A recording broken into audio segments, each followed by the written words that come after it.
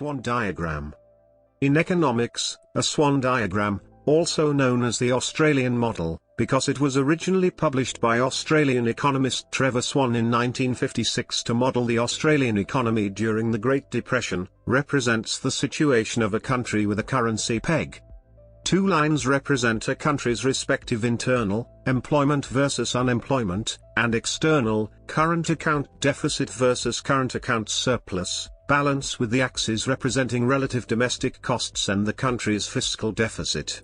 The diagram is used to evaluate the changes to the economy that result from policies that either affect domestic expenditure or the relative demand for foreign and domestic goods.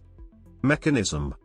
When there is a BOP disequilibrium, either by the market forces or policy measures for readjustments, Swan model is helpful.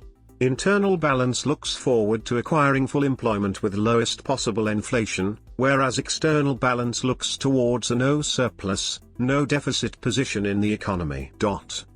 Any point above the internal balance line, or curve, would have inflation, and any point below it would have unemployment. Similarly, any point above the external balance line, or curve, would depict a surplus, and any point below it would depict a deficit scenario. To cure inflation, we would use contractionary monetary policy, which would lower it down and bring the economy to an equilibrium point.